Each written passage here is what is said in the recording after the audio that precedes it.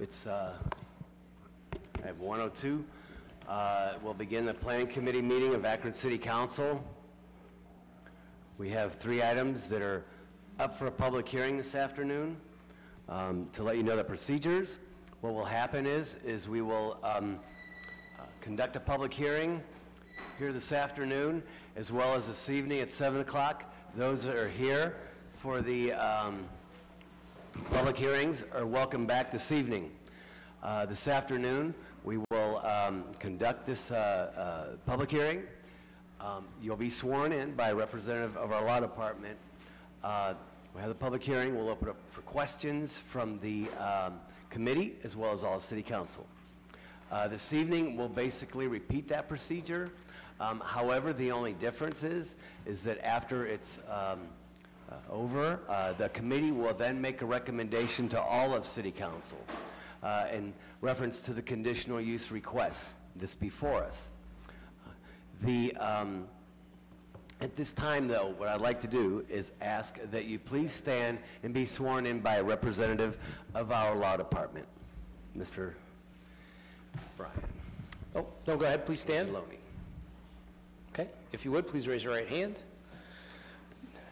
Only those who are going to testify for the public hearing need to be sworn in, okay? So, do you solemnly swear or affirm that the testimony you're about to give is the truth, the whole truth, and nothing but the truth? If so, say I do. Thank you. Thank you, Mr. Angeloni. At this time, we'll open up for the first public hearing, which is authorizing a conditional use to construct a garage at 1286 Woodward Avenue. Mr. Antonucci. Thank you, Mr. Chairman, committee members. Chris Watson is requesting permission to vary the setback for a new detached garage in the side yard of his property. The existing garage, which measures 20 feet by 17 feet, is in a deteriorated state, and the petitioner is proposing to construct a new 20 by 20 garage in its place. The petitioner requests that the 3-foot setback required for an accessory structure be varied so that it can be constructed in the location of the existing garage, which is almost right up to the rear yard and side yard property lines. The variance will allow the petitioner to have much more direct access to the garage from his driveway, which is necessary on this smaller lot. It will be used for the storage of the owner's vehicles. The proposed new garage would increase the value of the property. It would not be out of character with the neighborhood, and both Planning Commission and Planning staff recommend approval, subject to conditions. Thank you, Mr. Antonucci. Is there anyone here wishing to speak in favor of the conditional use request at 1286 Woodward? Anyone here wishing to speak in favor? Anyone wishing to speak in favor? Very good. Anyone wishing to speak against the conditional use request at 1286 Woodward? Anyone wishing to speak against? Anyone? Very good. We'll close the public hearing at this time and open up for questions from the committee. Okay. Any questions from council members? Mr. Swirsky. You referred to subject to conditions. Are they provided in this? Well, yeah, there's one condition basically, that he gets all the necessary building permits to construct the garage. It's just that. Okay, I'm not missing anything. Okay. Mr. Chairman. Yes, Ms. Mobian. It looks like it's in the back. That's correct. Yeah. It's basically replacing the garage where its current garage at the same location. It's just that it doesn't have that 3-foot that it needs. Thank you very much. Okay. Very good. Further questions or comments? Very good. Hearing none, we'll now move on to item number 2, authorizing a conditional use to retain a 3-unit development at 655 Oxford. Yes, thank you, Mr. Chairman, committee members. Cosmo Tassone is requesting permission to retain both a 2-unit dwelling and a single-family dwelling on his 5,000 square foot lot. Since the property is used as a 3-unit development, conditional use is necessary. The 3-story, 1,500 square foot dwelling in the front of the property was constructed in 1930. The first floor contains 1 unit, while the upper 2 floors house the second unit. The single-family 504 square foot ranch dwelling at the rear of the property was constructed in 1928. The majority of the backyard is paved with sufficient off-street parking. petitioner stated that his family has owned this house since the 60s, and that it was always two-building, three-unit development. A check of records notes that the property was zoned to family until 1977. Prior to 1976, the zoning code permitted construction of two dwellings on one property. Since there were no prior zoning certifications on file, the planning staff's of the opinion that both dwellings were originally constructed as single-family dwellings. However, the front dwelling was probably converted into a two-unit either during or shortly after World War II due to housing shortages, and we've seen a bit of that over the years.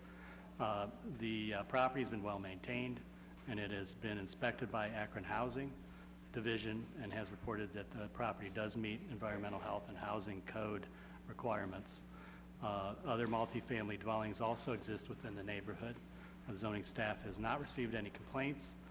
The retention of this two-dwelling, three-unit development, which has probably been in existence for up to 70 years, should not have a negative impact. Both Planning Commission and Planning staff recommend approval. Thank you, Mr. Antonucci. At this time, we'll open up the public hearing. Is there anyone here wishing to speak in favor of the conditional use requests on Oxford Avenue at 655? Anyone wishing to speak in favor? Microphone, please, sir, if you don't mind. If you could please provide for us your name and address. Sir, do me a favor and hit that red button at the base of the microphone. Does it light up? There you go. Sorry. My name is Cosmo Tassoni. I live at 14 Heritage Drive in Talmadge, and I'm here for my house or our family home that was on Oxford Avenue. We've owned it since the 60s. The house is well maintained. We take care of it. It's always been a two-family in the front and a single family in the back, and we've never had no problems. There's plenty of parking space off the street, also on the street, so we've never done anything to change that into a three-family. It's always been that way. Very good. Thank you, sir. Thank you. Is there anyone else here wishing to speak in favor of the conditional use request at 655 Oxford? Anyone else wishing to speak in favor? Anyone? Very good. Anyone wishing to speak against the conditional use request at 655 Oxford? Anyone wishing to speak against? Anybody against? Very good. None. We'll close the public hearing at this time and open up for questions. Is there anyone here with on committee? Ms. Mobian.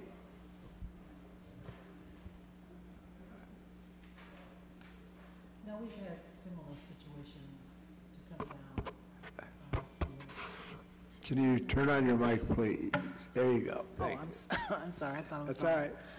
We've had similar situations to come down here before. How did this come to our attention, and why, and what would we Right. have them do differently? Well, this is one where they've requested, Mr. Tassoni requested conditional use, or I'm sorry, requested a zoning certification on the property, which allows, essentially banks will need that for the sale of the property and that kind of thing. So we looked back into our records and didn't see where this was actually, when it was established. And we think it might have been in the 40s at some point where the front house might have been converted. But it's been like that for at least since the 60s when the Tassoni family moved in. So we're pretty confident that it should be fine in the neighborhood, but it's basically, it was a request for zoning certification, which brought it to our attention. And so he's in the process of selling it, Yes. and the bank just want to make sure it's free The and clear. the and potential buyer wants to, legit. is Make sure it's checking. legit. Yeah. Okay. And, They're doing their due diligence on that. okay. And there are no fire safety issues or concerns? Health housing went in it, and, everything looks good code-wise. Okay. Thank you very much. Questions?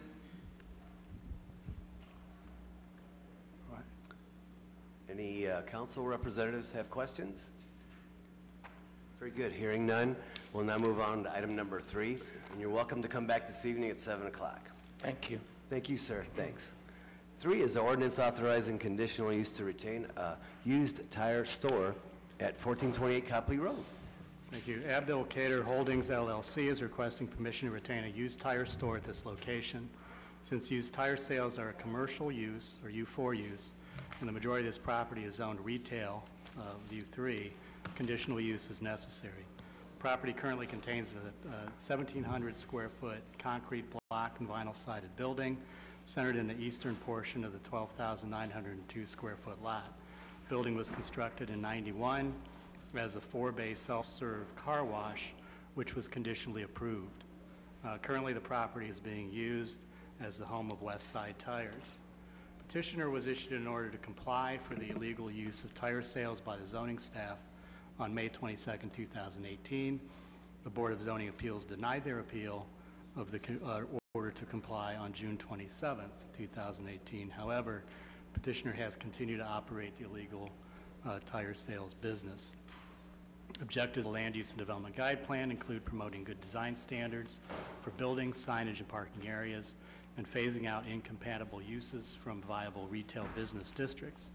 The redevelopment of this former car wash into a used tire store is a blighting influence in the neighborhood. The former car wash bays are filled with used tires and highly visible from Copley Road. A large storage container is sited along the western property line, along with tools and equipment conducive to outside repair, which is prohibited. The site contains illegal signs and the placement of tires near the Copley Road right-of-way. The section of Copley Road is within the Maple Valley Great Streets area. Great Streets Initiative includes enhancing, growing, and connecting Akron's neighborhood business districts with one objective being to improve the aesthetic nature of the area. Retaining a used tire store, which is not permitted in this area and violates several development conditions of the zoning code, is not harmonious with either the Great Streets program nor the Land Use and Development Guide Plan, and both Planning Commission and Planning staff recommend disapproval. Thank you, sir. Is there anyone here wishing to speak in favor of the conditional use request at 1428 Copley Road? Anyone here wishing to speak in favor? If you could please provide for us your name and address, sir. Yes, hi. I'm pinch hitting for Attorney Jack Morrison, Thomas Marino, attorney for the petitioner, 1 Cascade Plaza, Suite 1510 in Akron. Speaking in favor of the petition, I'm here with Samir Abdelkader. He's the owner of the West Side Tire. This is a follow-up hearing from February, and the owner has addressed some of the issues that were mentioned by the commission. The tires that were sitting out front along Copley Road have since been removed. The owner has acquired a company that's designing a sign and is in the process of applying for signage approval by the city. The owner had gone through on his own behalf to try to get an approval of a banner. City doesn't approve banners, so a sign is in the process of being developed. In 2 weeks, there will be a company that's going to come out and will move the storage container that's on the western portion of the parcel that will be moved behind the structure so it won't be visible to the traffic on Copley. And so with respect to all of those corrections that have since been addressed or are being addressed over the next 2 weeks, petitioner would respectfully request that it be approved. Thank you, sir. Mr. Chairman, just for the record, I handed you 3 photos that were taken this morning of the property. Thank you, Mr. Antonucci. Is there anyone? I'm sorry, we still have a public hearing. Then we'll open up for questions. Is there anyone else here wishing to speak in favor of the conditional use request at 1428 Copley Road? Anyone else here wishing to speak in favor? Anyone in favor? Anyone wishing to speak against the conditional use request at 1428 Copley Road? Anyone wishing to speak against? Anyone? Very good. Hearing none, we'll close the public hearing. Now we'll open up the questions from the committee members. Mr. Swirsky, you had a question? Well, just, we've got some photos. Mr. Swirsky, grab the mic. There you go. I'm sorry, Mr. Keith and everyone else. We got those photos. Looks like there's a huge pile of tires. Is there residents right behind there? Is that residential homes? They're not in the photo, but... Yeah, on the north side, there is a residential. It's not really visible because there's a lot of brush or so that's sort of blocking the parcel between between the structure. I mean, it looks like a dump site right near, and you guys are coming here today to ask for conditional use, but even the most easiest thing to do is get those tires put away. Is that the usual practice, leaving those tires out there right in the neighborhood?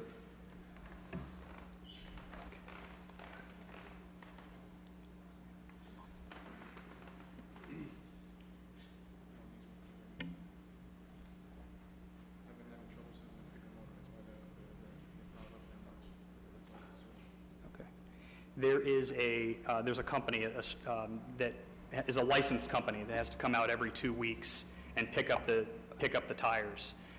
There's an overfill in the storage container that they're going to be coming out and emptying those tires and removing those tires in the back. He put them back there so that they wouldn't be observable to the traffic and such on the front along Copley Road. Since the last hearing, also, I'd asked the commission to notice that the bay doors have all been since shut, and the tires that were along the front have also since been removed. And again, the applicant's in the process of getting the storage container also put in the back so that it's out of sight. Very good. Ms. Mobian? I think this is Councilman, this is Ward 4, isn't it, Mr. Neal? Yes, it I is. will defer to you. It looks like a car pile-up, a tire pile-up or something, so I'm not really sure if they've cleared it sufficiently or not, or what. It doesn't look like there is a whole lot that's been done, based on what I'm hearing, so. Okay. Mr. Neal? Thank you, Mr. Chairman. It's been a while. I'm not sure, Mr. Antonucci, a little over a year. We've been dealing with this matter. That area is zoned for a purpose. And as Mr. Antonucci has spoken, although the persons that rent or are purchasing that spot have cleaned up some of the things, it's not conducive to what we want in the neighborhood. There's been problems from when they first moved in there with tires being dumped throughout the neighborhood. And the residents around there have spoken out quite frequently about just how it's impacted the neighborhood with the cars being there, the tires being there. And so I'm not in favor of this. The community's not in favor of it. And as Mr. Antonucci has stated, we've been working on this for a while, trying to get this cleaned up. Thank you, Mr. Neal. Thank you. Questions or comments from committee members? Right, I think we're over the committee. Would you like to make a comment, samples? I'm not sure if you can answer it or the actual owners as far as the procedures for disposing of tires over there. I have like 3 or 4 tire places within the ward, and I've never seen them have tires stockpiled in the back of their building. But what I do know is a lot of the residents complain about someone dumping tires all over the city. Behind Dave's, I've probably got someone who's dumping close to 100 tires back there. So I would like to know what the procedure is, and if they're saying they come out every 2 weeks, I know the tire places charges anywhere from $3 to $5 to keep your tires to dispose of them. What company is disposing of those tires for you? Soul Fresh Disposal on East Avenue. I'm just curious what, Disposal. This And they is- come every 2 weeks? Pick you next. Correct. What's odd about this parcel, if I may, to the members, is that what's at issue today is really 60% of the parcel. 40% of the parcel is actually zoned commercial. It's the 60% on the east side that's zoned retail, for which the applicant's here today for a conditional use. Right, well, I know that's what Councilman Neal spoke to. I'm more concerned about the stockpile back there, because now you're inviting rodents into a neighborhood, and I actually have friends that live on that street that's right there, and they can see them from their front porch. So I'm just wondering, is there a way to change the procedure with So Fresh Disposal as to when they pick these tires up? Because that seems like a lot more than 2 weeks of tires that they're letting sit there. It just came out last week, and can use that microphone, sir. Sir, step up to the microphone so we can have it on the I'll be record. sworn in. I'm new to the business. It's the only person I knew since I started. EPA, they just came out. She's the one that told me to stack the tires that way and throw a tarp over them, and that way I wouldn't be in violation. And just so the members are aware, I've spoken with Mr. Abdicator. He's willing to do whatever conditions necessary that would be imposed on him. And I have receipts from day one since I started, from all the tires I bought and all the tires that left to the scrapyard. So I mean, there hasn't been no dumping tires in the neighborhood on my end. Okay, thank you. Thank you, sir. Thank you. Mr. Swarsky? Just a quick question. Where do those tires go once they are cleaned up, picked up? I want to say they. Do you know? No, I don't know. You don't know. That's your, okay. You don't The know? tires that they pick up, what we do know is that they're irreparable, so they need to be destroyed. I'm sorry. The tires that they do pick up are irreparable. They're So irreparable? Yeah, they're not for sale. I get that, Yeah. but where do they go? Do they end up in our landfill? Where do they go? I mean, it's a licensed hauler, so I'm guessing that's where they go in your landfill. We don't know. We would be completely speculating. Just They're licensed through the state and EPA. Yeah, do you think it's any concern of your business to know where they go? Any responsibility there, part of your business? Not only yours, but all of them who are dealing with tires. Wouldn't that be a good thing to know about, for sure? What was the question? Okay. Abdicator Holdings just wants to be compliant with the city. They don't, it's not their profession, they're not licensed, to be out of scope for him to make a decision or to know where that's all handled. That's for the licensed company to handle. Mr. Abdicator just wants to be in compliance with the city and this parcel. Thank you, sir. Thank you. Further questions or comments? Invite you back this evening at 7 o'clock where we'll conduct another public hearing, and then the committee will make a recommendation to council. Thank you very much. Very good. Now we'll move on to the balance of the agenda.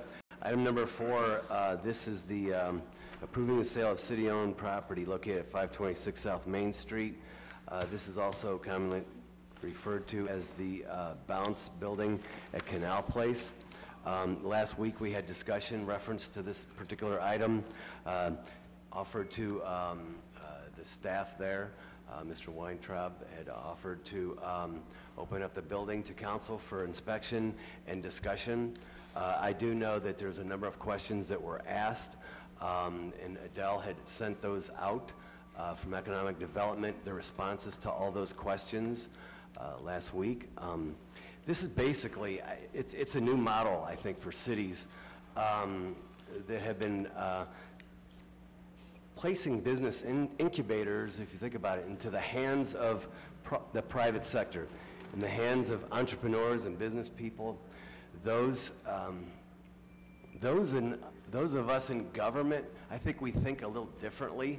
I'm not saying it's wrong or right, but I know that people who start businesses, entrepreneurs, people like that, they think a little differently. And what we're doing here appears as though is that we're kind of getting out of this business and turning it over to those who think like that, who think like business people, entrepreneurs, people like that. And it makes sense. This is a trend not only in Akron, but other cities, Austin, Texas, Washington, D.C., Boulder, Colorado, Cleveland, Youngstown. They've all kind of moved to this model. And I think it's up to us. It's up to us, council. This has been under our stewardship for some time. And we've had some success. We've had a lot of successes, positive things. But I believe we're at a time now where this is the appropriate thing to do. We're at a time now where we need, as a city, as a community, to pull people together, to include more and more women, more and more the black community, more and more of our new Akronites, of our new Americans, bringing them together and encouraging this entrepreneurship and business startup here in the city. And it's up to us as a city to do this, I think. With that, though, we asked for a week And if there's more questions, obviously we'd entertain that. So is there any questions or comments from any committee members? And if not, I'd like to entertain a motion that we, for a favorable report. Ms. Amobian, question? I don't know if I have a question. I have a number of comments. Between last week and this week, I've done a number of things. I've been to the bounce. I met with both Jessica and Doug, and I've toured the facility, met with some of the tenants there, and talked a lot about their philosophy or what they're trying to do. I know that the first floor, it looks amazing already, and they talked about the plan to open it up and make it available to the citizens of Akron. I've also met with Mr. Angeloni. Am I pronouncing your name correctly this time? I'm close enough. So we went over the agreement, and I've talked to Mr. Fricker, and I've discussed the budget, what's in the budget for this particular project. So I've talked to a number of people, and here's where I am. And I don't disagree with what we are attempting to do. My only concern is we are giving a $6 million asset of the city to an economic driver. And basically, I know Mr. Angeloni made it clear that his job is to protect the city, and I do get that. All I am wanting, and still, and it sounds like they have it implied in their philosophical direction they're going, is to try to be inclusive and make parts of the facility available to all groups to come in different stages of their project development or needs for growth or for whatever their business venture may be. I hope, and I don't plan to hold this up, that in their desire to be an economic driver for us, and they're doing a lot of stuff, I know with social media and all kinds of wonderful projects they have. Got one doctor over there that's developing a cure to cancer and all kinds of things going on. So it was quite impressive what I saw. I did not see one African-American face, nor did I ask if they had anybody on staff. I certainly meant to ask that question. And I think it was asked, so I don't know if it's in a response or not. What I am hoping, and I did talk to them a little bit about one person I know who could spread the word so that the message is clear that this is a resource that's available to the citizens of Akron. And the fee that they charge per square footage will vary from tenant to tenant. So with all that said, it sounds like they are trying to look at ways to increase opportunities for economic growth and opportunities. I just hope that when we start looking at these kind of ventures, that part of what we do will always be in the forefront. Elevate Akron, look at what we are doing, include some kind of plank or something in the field. I didn't see Doug and Jessica over there. Hi. And thank you for the time that you spent with me last week. It was quite enlightening. But again, I just hope that we can keep that at our forefront because it is significant. It is something that is desperately needed in our city, and we have identified it for ourselves as something that's been neglected for a number of years. So it has to be a priority, folks. Regardless of what we say, it has to be included in whatever we do that's going to increase economic opportunities for folks. So, but again, I was quite impressed with what I saw. Most of it, Jessica tried to enlighten me and explain it to me. And one day I will understand that world, Jessica, but a lot of the stuff was just really 21st century and beyond cutting edge kind of ventures. I met a lot of young, wonderful folks who are doing different kinds of things in that world. So I know we're going the right direction, but I just don't want us to continue to leave African Americans and other brown and black groups behind. And there are a lot of folks in those groups who know a lot about social media, so that's not the issue. I think it's more resources, financial resources, to get whatever their ideas are off the ground. So we got to figure out how do we reach into those communities and make sure they're inclusive. So with that said, I'm certainly not interested in holding up anything, but I certainly thank them for the opportunity to learn more and to understand more. Now, Mr. Fricker did tell me that we have, what, $3 million in the budget.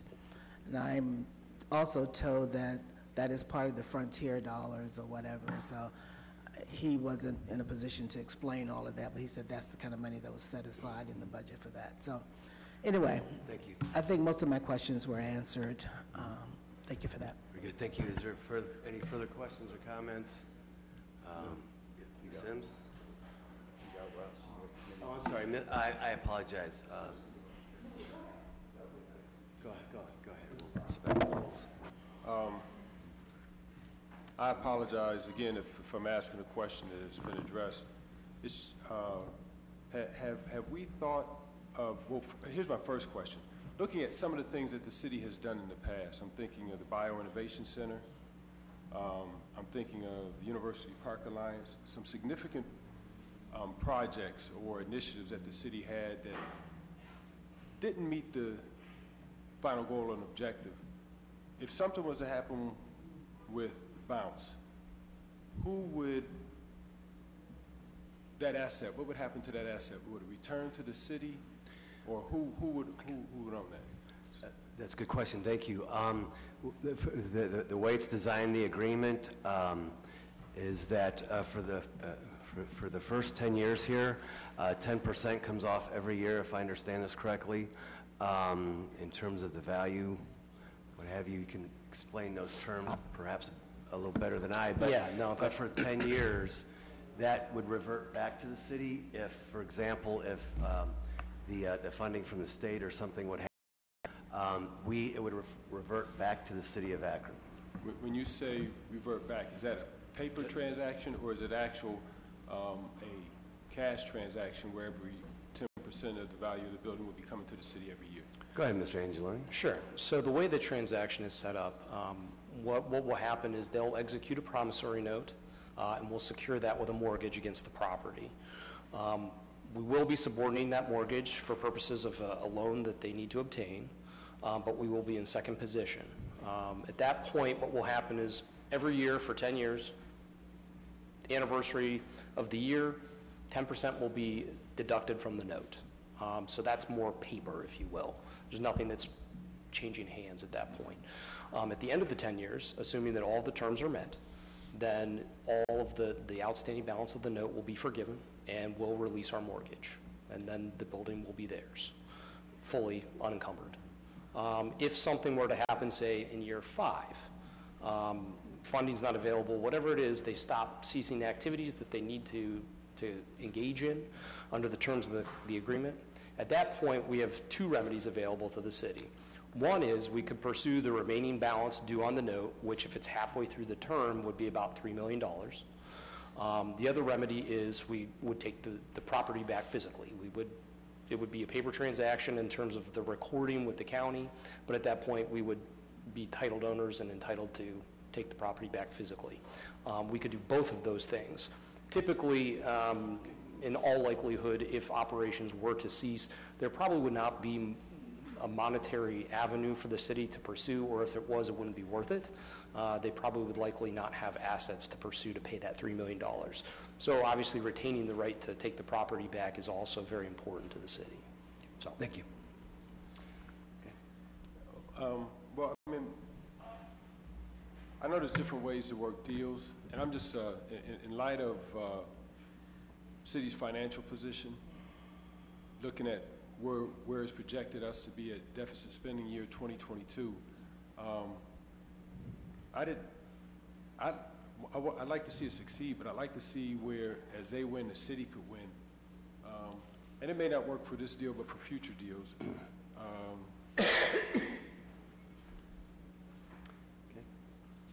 I'll talk to you about it afterwards, but it seems like, because after 10 years the building's there, then what happens if, you know, they sell the building and move somewhere else? I'd like for the city to still have some vested interest to where if a profit is ever made off of that building, the city recoups its, you know, its value that it's written off. But again, that's all in how you write the deal. It still wouldn't have to be a financial hardship on them. I know we've done things where we've done a dollar lease for, you know, up 10 years. But so if the asset is ever sold, the city retains, gets some of that money back. Because when you look at our overall financial position in the future, you know, we're selling off assets, writing off assets that could be of value to us down the line. Not could be, will be. So that's just my concern. Not wanting to put Bounce in a financial imposition, but where we're banking on their success so that if they ever do anything with the building, like I said, we would recoup ours. It wouldn't just be a paper write-off. We would actually recoup those dollars for the citizens of Akron. Thank you. Agree. And I think part of this, the structure of the deal is that the board, Bounce, they get the asset within their name, and then they can obviously use that asset to get loans to improve the space.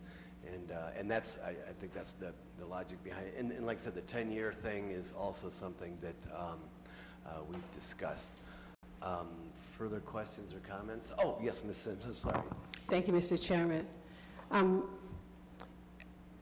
Although I appreciate what Mr. Chairman said earlier about these kind of endeavors being turned over to the private sector, I guess I'm just still not clear why it's not possible to write within a contract that we would be intentional about identifying and supporting a percentage of African American startup businesses. And I propose that, again, as a follow-up to, I know Councilwoman Amobian talked about this last week. You know, I've talked to young people who work at Bounce, and yes, Bounce is a really great place, but felt challenged being there relative to the support of minority businesses. I think that as we look to ways to close the gap that was revealed as a result of the Elevate Akron report as it relates to the Black community, that would be an intentional opportunity that we have to ensure that this unique economic driver has a provision that guarantees that we will be dealing intentionally with those type of startup opportunities. So I guess my question is, again, I don't know why it wouldn't be possible to write it in our contract, because it is our asset. And it seems like it would be a good policy to do it as a leader in trying to close this chasm. Someone going to respond? I assume I'm not that's really a question, sure. Yeah, so someone needs to. That's a question. Actually, I don't really have an answer. That would be illegal. Do you have something? Well, I apologize, but there's a question that was asked, and so I'm asking. No, I think the question is not answerable in the current format, because the answer is it potentially could be possible, but without specifics about exactly what would be required and that sort of thing, there's no way to make a legal determination about whether that's appropriate or not. But I mean, I don't know what. So, without anything concrete, I can't give you an answer legally about that. Let me put it very simple. Even if we said 15% of the businesses within Bounce we would earmark for startup minority businesses, particularly Black businesses, is that possible to do that? I don't know as I stand here if that is possible. Would it be, I don't know, can I say, would it be prudent for us to do that? We're turning over a $6.1 million. One thing I would address about the consideration too component of it is this transaction, there is consideration for the transaction. Not only are you talking about, it's difficult when you talk about a $6 million building. Well, it's a $6 million building, but if you don't have the $200,000 a year in tax money to pay for it, or you don't have the $600,000 a year to pay for the utilities, it loses value very quickly. So to upkeep that property is also very expensive, which I think we all understand. But another component of the consideration here is that we're getting an operation, a 10-year commitment to operate this hub, which is also very valuable. And in addition to that, hopefully it'll grow jobs and tax revenue as well. So I just wanted to be clear that there is consideration for the transaction. We love the idea, Esquire, love it. But I'm saying at the same time, we also have 10 years of a potential growing gap if we're not intentional about making sure that we have minorities, particularly black businesses, as an integral part of what's happening at Bounce. We have identified Bounce, and we've worked with them in partnership because we see them as an invaluable mechanism for advancing this whole arena, entrepreneurship around technology, medical, and it's a grand idea. But I think at the same time, we stand in a position where we can be intentional about helping to close the gap that we all are fully aware of. I think that it would be almost a tragedy if we weren't having that conversation. You know, we work all the time to figure out creative ways to provide tax incentives because we want to do business, good business with good people. So I think, in a way, this is us just being creative to deal with an issue that we are fully aware in the city. So I don't know why we wouldn't want to do that or why we couldn't do that. I know whenever we had a conversation, whenever I had visited last week, we had discussed just that exact issue, and we had discussed some plans that I know there has been some discussion, I guess. Adele, would you like to address that? Yes. About moving forward, which is we've all, I think, Right. agree that we have to move forward, and we have to make sure Elevate Akron is recognized Yeah. here. So no. absolutely, there's a couple things. One of the things I'd like to do is introduce Doug Weintraub and Jessica here in just a moment. But since the Mayor Horgan came to office in 2015, he's been turning the way we provide economic development services on its head. It's the reason why Elevate Akron came to be, because that there are things that are not happening maybe the way they should be. How can we be more efficient, be more effective? One of the things that came out of that study, I know that you're all aware of, is that we're not doing as well as we should be in the African American community when it comes to economic opportunities. Within the next month or so, the Vice President for Opportunity Akron will probably be on board. I know that they've been doing that process to get somebody on board. All of these things need to happen. I mean, Bounce is an important part of the entrepreneurial and business climate. They're not everything in economic development, but they're a big part of it. And Jessica, Jessica is going to speak a little bit about what they have in their plans. They're just getting started.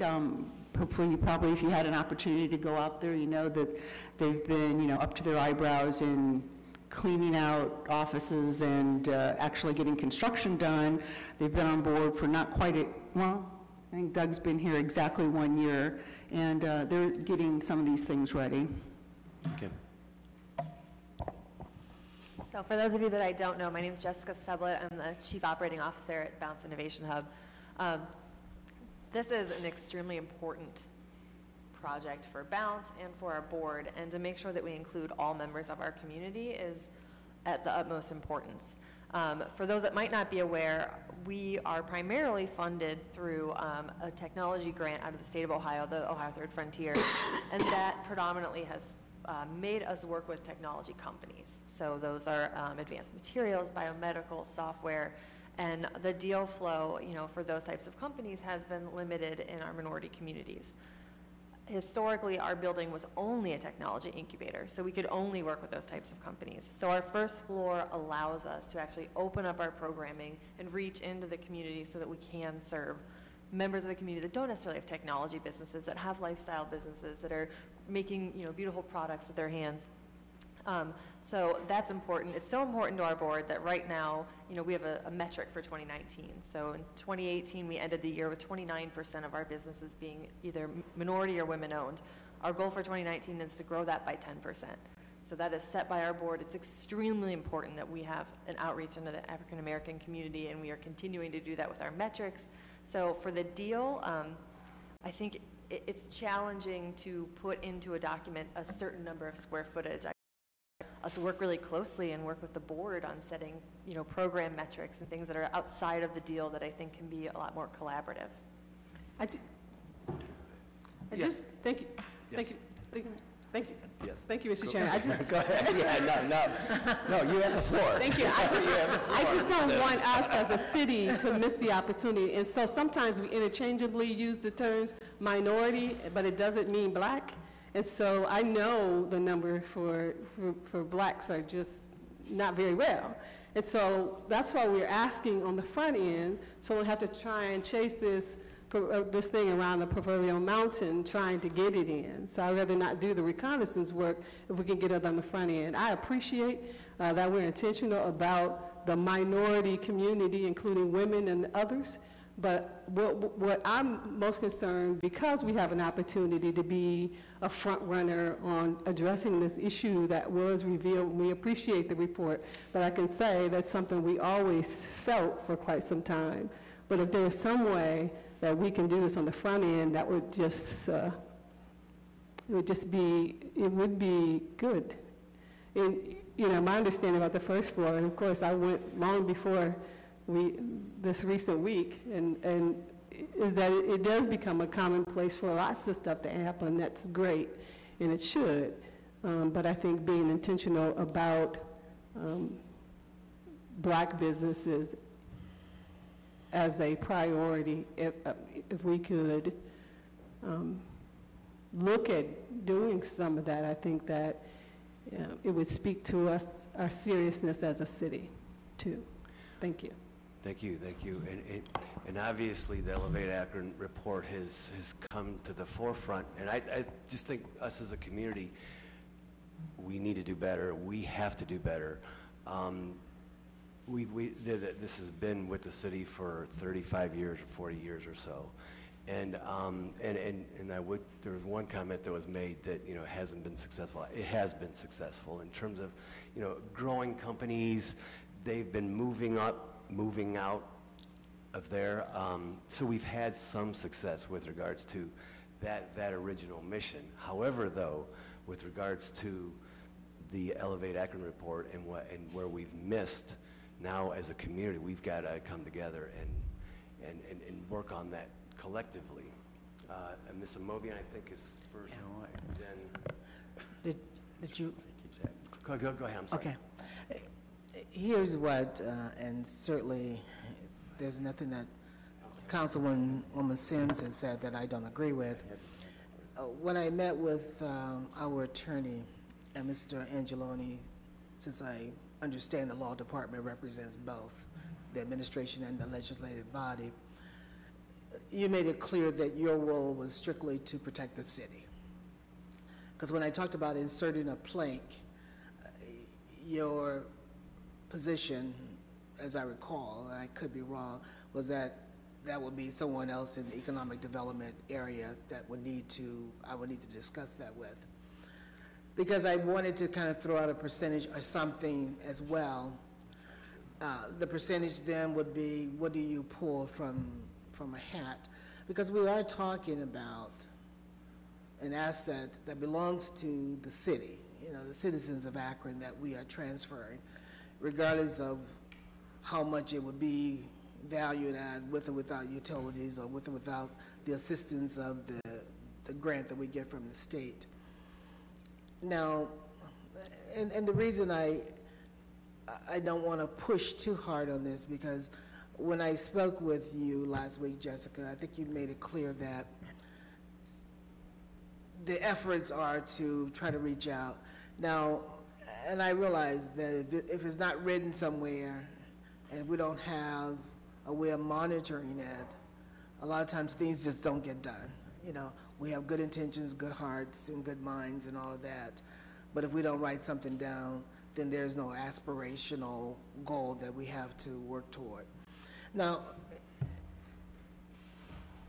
I don't know what the percentage would be or should be, but I'm not opposed to that if it's possible for us to insert something. But here's the other thing that it would be helpful to know. This is a 10-year plan. If in our second year, if by then you would have some data, something that you could bring to us and say, this is where we think we can go over the next 2-3 years, something to give us some indication that this is truly something that you're working on. Because, again, I aspire to do a lot of things, but if I don't write them down, if it's not in my checkbook, and it's not in my bill-paying online thing, it's something that would happen sometime in my lifetime. But when I see 29% here for female minority-owned, we're strictly talking about females, I think. Are we correct? Because I didn't see, and again, I didn't see all the providers there, all your tenants. I saw facilities, and I met some wonderful people, and I saw workers. So I don't know if you have any black or brown people working there or not, or own businesses. But I certainly agree that if we're going to give away this kind of asset, that it would be extremely helpful for all of us, that there's something intentional that could be written down somewhere, that this is a goal and this is what we aspire to do. And we're going to use, and I was telling you about the young man who I've been using for my campaign, but the only reason I'm using him is because he came to me. And then when I see what he does to reach into the African American community, I said this could be one way to push and drive the message that this facility is available. If you want to grow your business, if you want to do things, that could really get into that community. We know the reported newspaper gets into the African American community. So those are some tools that you can use to get the message out, and hopefully they would come in and utilize some of that space on the first floor where you would have the opportunity to advise them and so forth and so on. So that's the kind of thinking I was trying to do over the weekend after I visited the facility. And I certainly agree wholeheartedly. I don't know how you would do it. All I know is that we want to make this happen because it needs to happen in this community. And we also know, folks, that it's the Brookings Institute that brought this message to our city about folks of color not being included. So I don't want folks thinking that all of a sudden we became so aware of this, but I've been reading a lot of reports from the Brookings Institute because they made us aware of what we are not doing.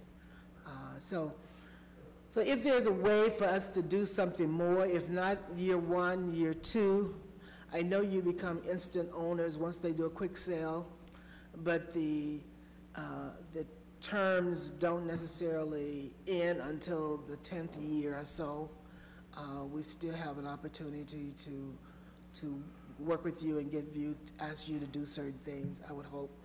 I don't know. I just said I am just as committed to this as Councilwoman Sims and would like to see something, but I don't know what that percentage could be or what we.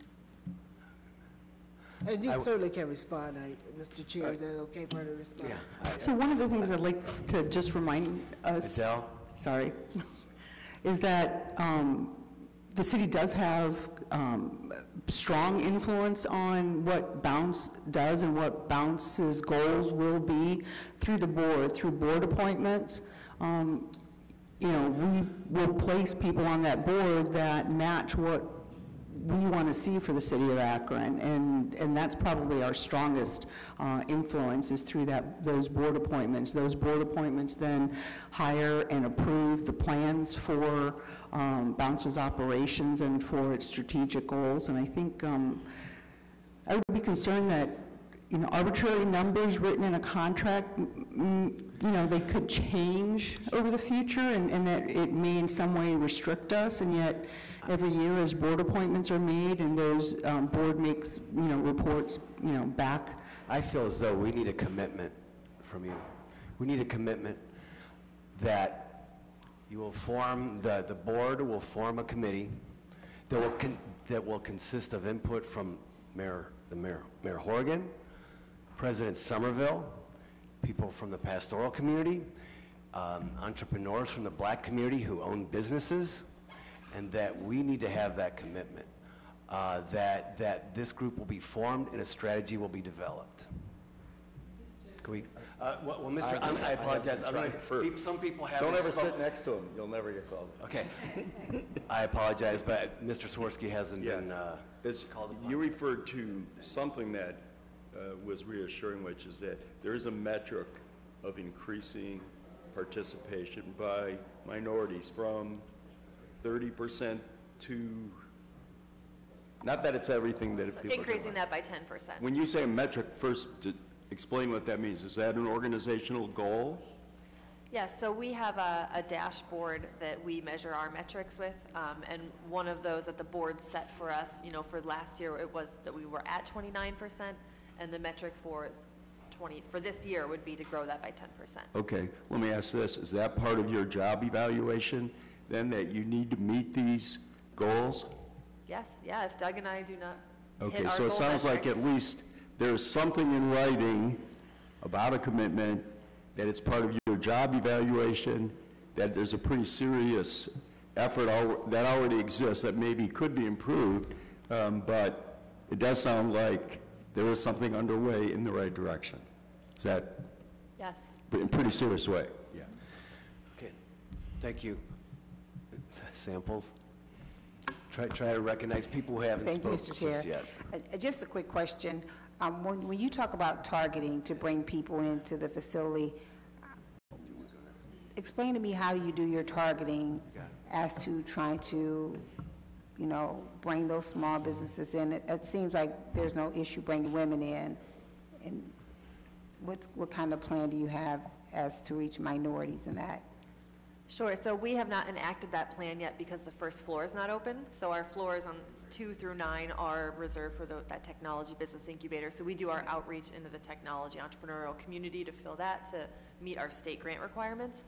When the first floor opens, that is where we will be able to reach our small business community that's not necessarily primarily focused on developing a proprietary technology. So when that happens, I'm actually going to take Councilwoman Omobian's advice and reach out to the gentleman she spoke about that does that outreach.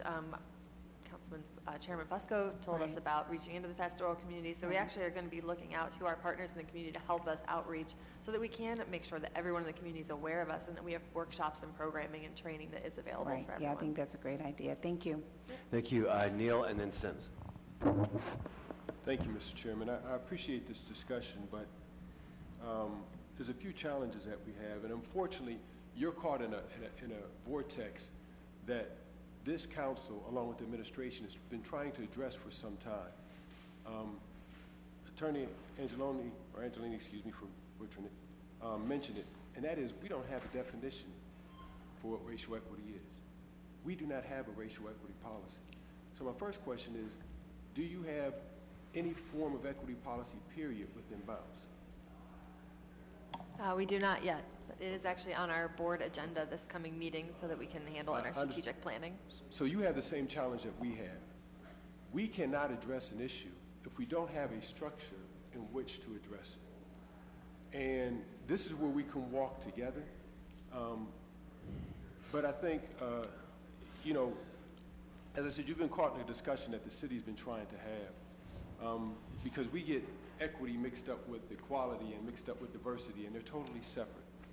But in best practice, there's a tool by the Government Alliance on Race and Equity. One of the things that they state is that, I just want to highlight this one point, and it states that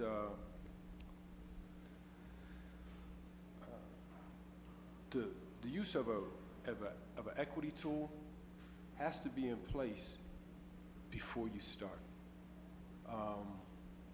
And so, you know, my challenge is this. One, you're working with us, and we haven't taken the steps as a governing body, along with the administration, to establish what is racial equity and what's a healthy racial equity policy. There are best practices tools out there all across the nation. I think one of the things we can do is be intentional to ask our corporate business partners in the city to have equity policies and take a look at those. So my concern is this. I do not feel comfortable reaching out and getting a panel of pastors and business leaders, because we do that all the time, because there is not a structure in which to operate. You do not have a structure in which to operate. This is not casting blame on anybody. This is just where we are. And so I think if we are intentional, that we have to, one, go through a training to understand what is a racial equity policy, and so that we can properly address it. So this is where I feel comfortable, because it's about equity, period. I feel comfortable in structuring it, putting something in the provisions to where the city has a little bit more vested interest in this and controlling what is done until a solid equity policy is in place. Because even amongst ourselves here on council, asking to work with the administration to develop an equity policy, the best thing we came up with was something on diversity that doesn't put us any closer to equity than we were when we asked the question. So if we are intentional, I think we will walk in partnership to where for equity policy, to where we have some say on developing that plan and that equity policy. I don't feel comfortable turning it over to a board who, again, I don't know if they have any vested interest in this community. That's just my feeling, Mr. Chairman. I don't think we can't continue to kick this can down the road. We've known about this since last year, and we haven't taken any step to just come to an understanding on what does it mean when we talk about equity, and even trying to develop an equity policy. So, thank you. Thank you. Ms. Sims? Thank you, Mr. Chairman. I do, too, have a little concern about putting together a coalition of folks. You know, even having this conversation, because these are very difficult conversations, but we're very strong leaders that should be able to have these conversations. Even in our discourse today, we talk a lot about minorities, but we're not talking about black people. And that's really what the report was really all about. Not all about, but specifically about a group of people within the Akron community that have been held at a deficit because they haven't been participatory in the economic development opportunities in the city. With that piece in mind, that's the premise. But I know things change, boards change, people change. Maybe it's not a hard and fast, but to say we will set aside 15, at minimum 15%, and if things change for the better and you could do more, I would hope we did do that. But I'm saying for us, as we determine to be on the front line of closing this gap, I think that it makes sense, and we have a real opportunity to be creative in this transfer to make sure that that happens. So I hope that we will take real consideration to doing that, because I believe that we can do that, and I would like to see us do that. That's all. Thank you.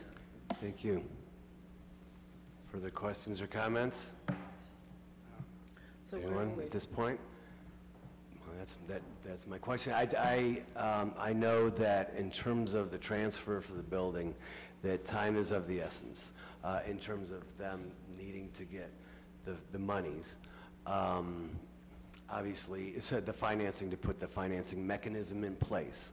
I think we're all in agreement, and like I said, whenever I threw out the idea, I wasn't trying to discount anyone whatsoever. I was just saying something like that, where the community, again, I think it's the community responsibility, and the community needs to be part of it. However, I wasn't trying to discount anyone. I was just trying to say that, you know, we need to get together and work on not only that, but but more than just bounce, obviously. So, and that's, yes, Ms. Amovian.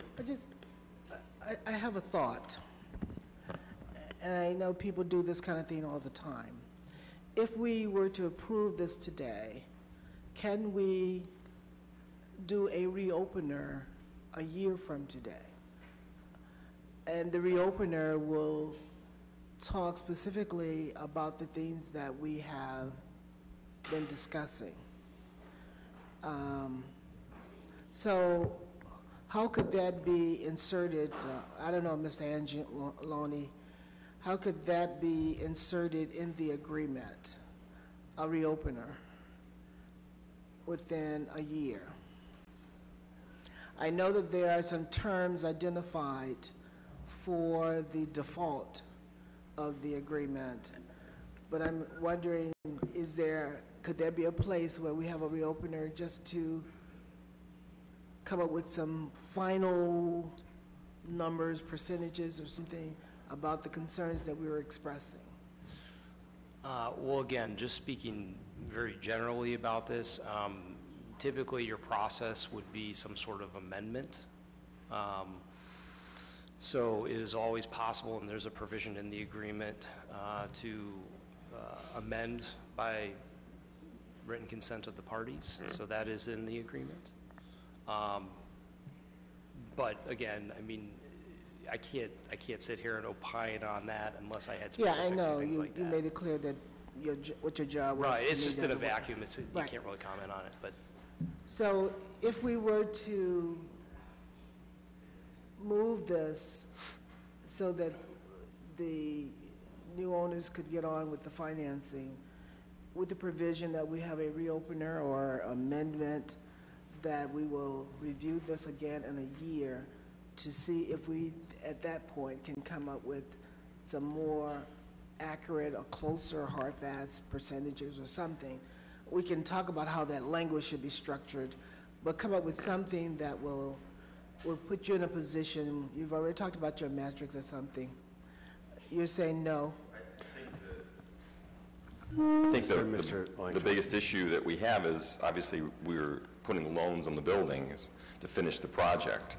And, you know, the lenders obviously have an asset that they're securing to cover those loans. So the difficulty would be after a year relative to any kind of amendment to that contract or to their position.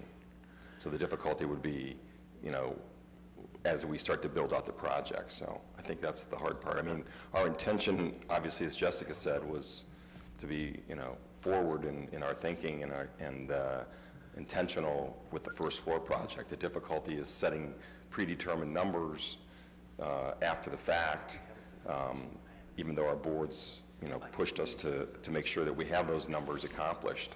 It's just going to be very difficult after the fact to be able to do that.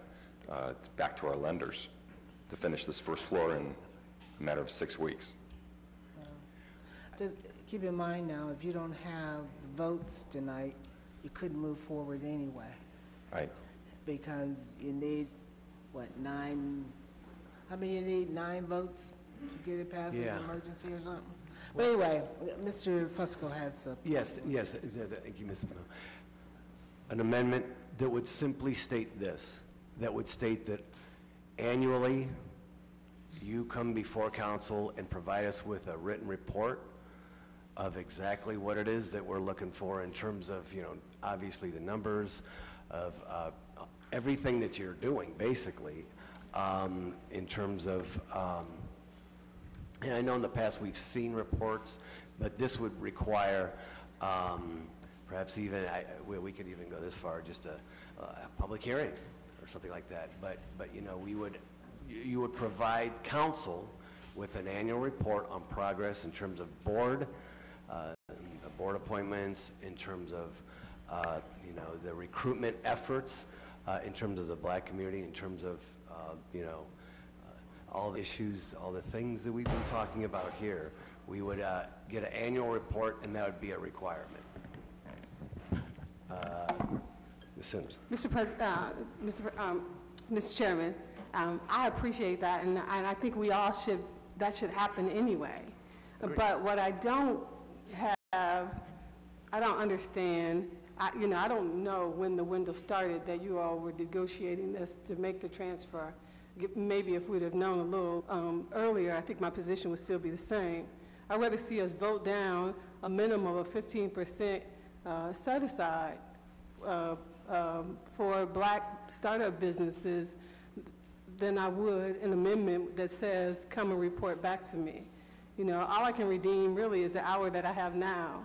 And I think that we're at a place where we should be leading in this. And so I don't know why we wouldn't do that. And so I'm asking us to consider to do that. I'm sorry that, this window came so fast, but if I had known, I certainly would have been making the same request had I known they were considering doing this 6 months ago. Because I think that it speaks to our leadership on this real critical issue. I shouldn't say it's easy, but it may be simpler for folks who don't find themselves in an absent quandary of not having access to economic development opportunities to feel like there's time to wait. I'm just saying at this very innovative opportunity that we should be considering doing that, and I would support doing that. Okay, thank you.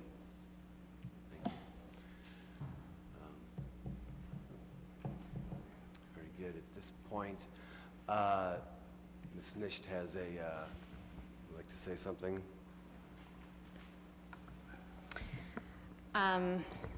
I just wanted to respond to a couple statements have been made about, is it possible legally to put something in the contract that would be a percentage? And I just wanted to raise that there are some legal considerations about what's constitutional as far as what you can require, like a percentage versus goals and that sort of thing. So if council did want to discuss that, I would suggest possibly voting to go into executive session and having the law department give some advice on that.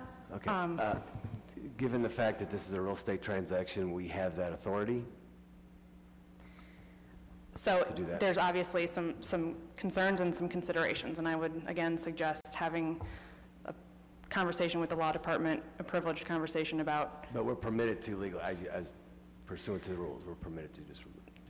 So what you would be doing would be putting a term in the agreement that would require a certain percentage of clients to be of a certain race, and there are legal problems with that. There's rules that we have that we operate within that if we call for an executive session, yes, rules that we can have that yes, we can do council rules allow you to go into executive session to That's discuss a privileged legal matter with your and that would just attorneys. be with the law department and council.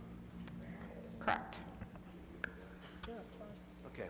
All right, at this point, procedurally, it's been some time that we've done this, but how do I You do just it? need a motion and a second. A motion and a second. We go into executive session in the back. And then you would need a roll call vote if you were Within to the take that committee. vote. Within the committee? But you have to state the reason why. We're talking about a land transaction. And I would say for confidential legal advice with the law department. Okay. And then take a roll call vote, and then all of council can be part of that Attend. conversation. Okay, but it would be just a committee. Okay, at this time, I'd like to entertain a motion. Who's ever brave enough? I'll try that we... I made the basically motion. made the so you motion. Second. Okay. All those in favor of going into executive session signify by saying aye. Aye. Okay. It's roll call, Mr. Keith. Freeman's not here. Fusco. No, this would be just the committee, sir. Oh, committee, okay. 1 second. Mr. Fusco. Yes. Amotian. Yes. Pardon me? She said yes. Yes? Amotian, yes? I said yes. Okay. I'm sorry. Kamer? Neal? Aye. Pardon me? Aye. Swirsky? Yes. Okay. We'll adjourn temporarily, and then the committee will come back.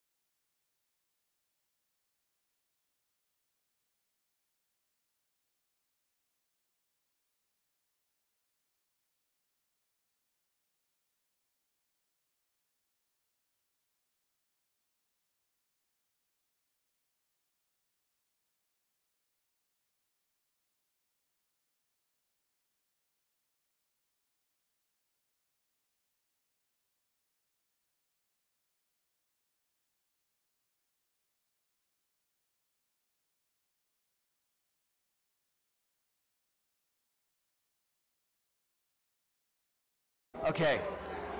Okay, let's, I'd like to get some order here. Yeah. A motion to come out of executive session. Thank you. There's a motion and a second to go out of executive session and return to the committee, the Planning Committee of Akron City Council. After discussion, I would entertain at this moment for temporary time, I'm sorry, a roll call for the committee. Okay, roll call for the committee. For the vote. Fusco, yes, out of the committee. Fusco. Yes. Amobian. Aye. You don't want to come out of executive session? I said aye. No. Okay.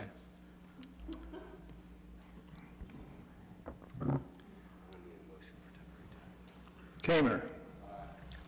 Neal. Aye. Hoke. He's not on the committee. I'm sorry. Okay, thank you. Swirsky. Yes. Very Okay. good. Now we're back into committee.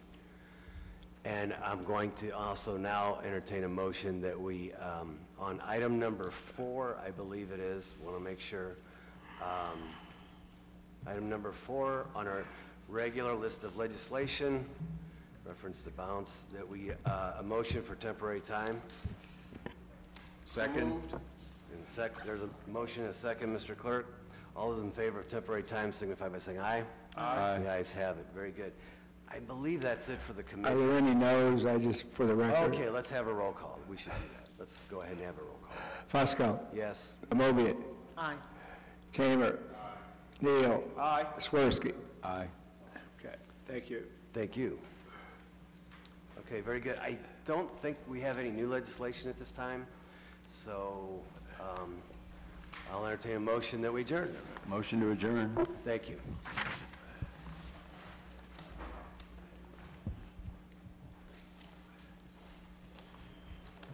Okay. Next is public service.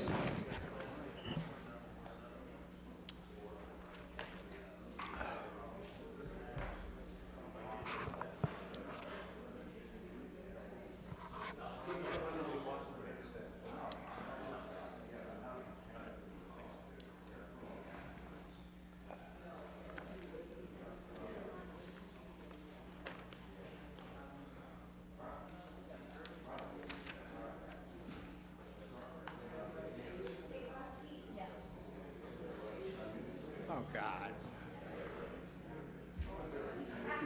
You might want to stand on the balcony and then come back in. Doug, are you cold? I know that.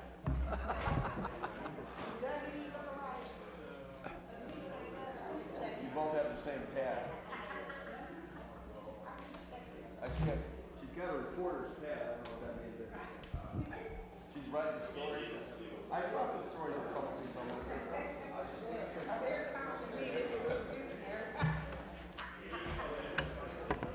If Public Service Committee would come to order here, please. Thank you. Public Service Committee? Yeah, I will.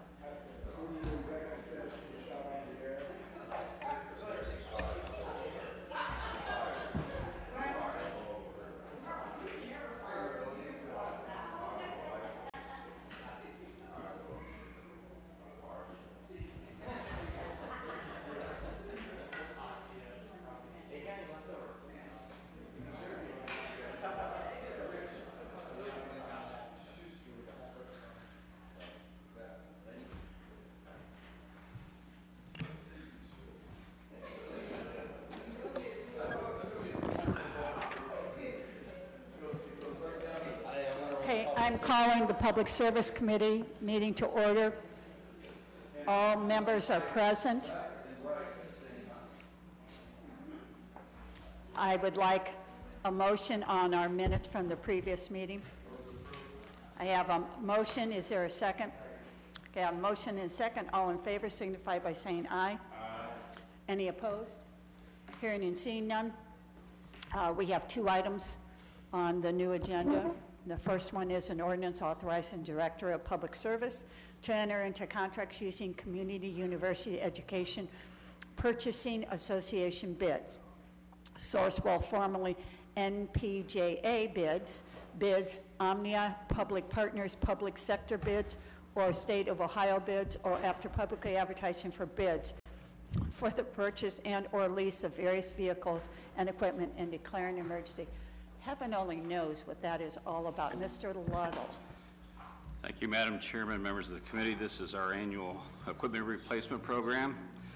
So, as you can see, the amount, this was increased because of the issue 4 funds that we received. So, some of the highlights in here, we do have, this is the police department and the fire department things. And then we have the stuff in public service and public utilities. Okay, great. Mr. Hall, did you want to share with us? No? Okay, all righty. Or anybody else in police or anyone who wanted to share with us anything, or fire? Okay. I mean, I could give you a few highlights. That would probably be good. Okay. Let's do that. In fire department, we're getting a new ladder truck. So that is $1.2 million. And half of that is issue 4 funds. In the police department, we're ordering 48 new vehicles, which is issue 4. So that's between, there's some paddy wagons, cruisers, and then we have additional vehicles for AFD. In public service, if you remember when you authorized the extra funds for the 10 plows and spreaders for the 1 tons, so we're going to, basically that's issue 4 funds also, and we're going to designate one for all complaints and try to put one in each ward as the complaints come in. We're replacing 11 of our dump trucks, 2 are new, and then we're replacing 9 other dump trucks. So 2 are tandems, and the other 9 are what we call single axle. So a single axle would be a 5-ton dump, and then the tandems will be 10-ton dumps. And those will be outfitted with plows and spreaders. Water is getting a couple new dump trucks, and we're going to outfit those also with plows and spreaders. So they'll be very versatile then. Yes. In their service. Yes. That's great. Thank you. You're welcome. Anyone from the committee have a question? Councilman Fusco. Yes, thank you. So how many of this rolling equipment can be used for plowing that's going to be new? Well, the 11 dump trucks will all be used for plowing if needed.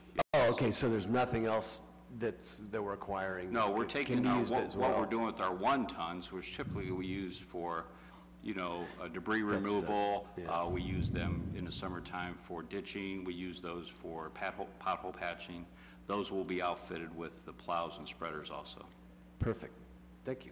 You're welcome. Mr. Little, does that come to 21 trucks then, if we talk 11 dump trucks and then the 10 one-ton trucks? The 1 tons we have, but we're going to outfit them, yes, Okay. so it is 21. Okay. Yeah. Thank you. Anyone else from the committee? Okay, well, one thing I found very interesting that I did not know with our ladder truck, and I imagine with other trucks, but I did not know this, is that you have to pay up front for, is that all fire trucks or just a ladder truck, do you think? Okay, never mind, I even said that. Okay. I'd have to get you that answer. I don't know. It really was my curiosity. Yeah.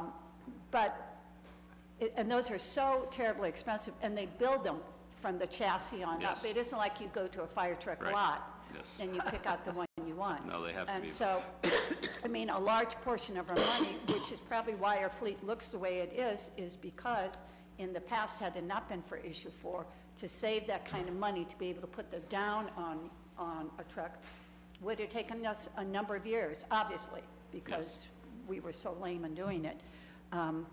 Okay, is there a recommendation that you would like? A consent's fine.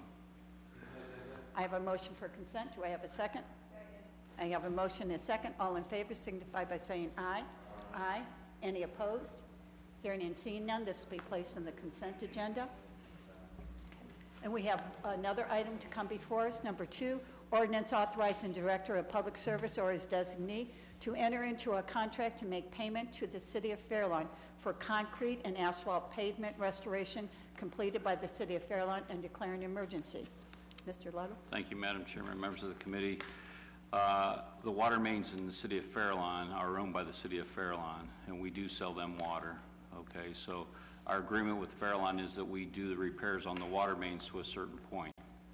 So with that, we repair the water main, we do a temporary patch, but in the contract, it also states that they manage a contract with the local company that does the restoration, and then they turn those true costs back to us, and then we pay it. So this $49,000 you see is for last year's reimbursement to them.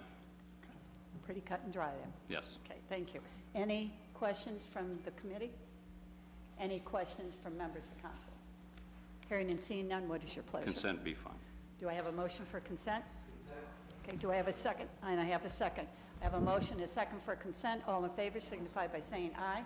Aye. Any opposed? Hearing and seeing none, this will be placed on the consent agenda. Is there anything else to come before us? Hearing and seeing none, we are adjourned. Thank you. For me? Okay, next we'll have public safety. Thank you. Forgot what day it was.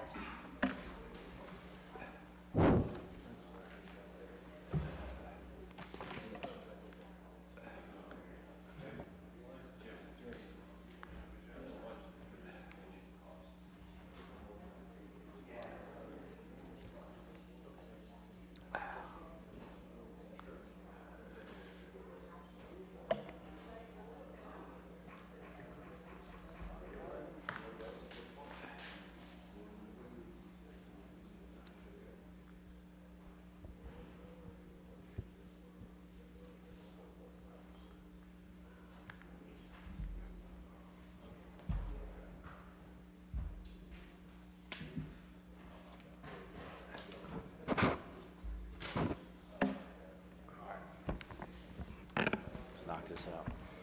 All right, I'm going to go ahead and move forward and call this public safety meeting to order because we are behind. All members are present. Rich? All members are present. We did have a meeting last week. We had 3 pieces of legislation. One we put on consent agenda. The other 2 we suspended the rules. Can I get approval of those minutes, please? Motion to approve. We have a motion, a second. All in favor? Aye. Anybody opposed? All right. Our new piece, authorizing the purchasing agent or his or her designee after publicly advertising for bids to enter into a contract or contracts for the purchase of hard and soft body armor for the use by the Akron Police Department and declare an emergency. And we have Sergeant Wood and Captain Shanae with us today. Go ahead. Well, thank you, members of the committee. We are here today just because I need 16 pieces of SWAT body armor. This includes soft and hard armor. I can explain to you the difference if you like. There's 2 different funding sources, 8 from issue 4 and 8 from 2017 Justice Assistance Grant funding that we're looking to move forward on our purchases for. Good, thanks. Any questions, committee members?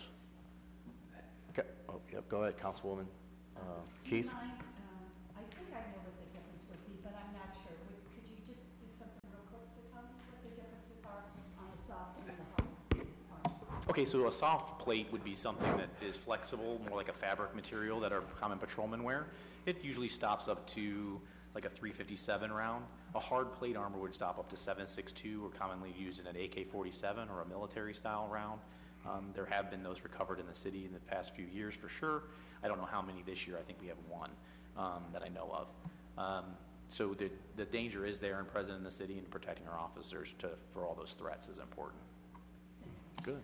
Yeah, sure, absolutely.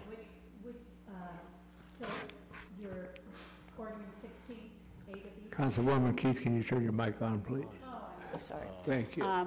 So how many are you ordering? I apologize. 16 total.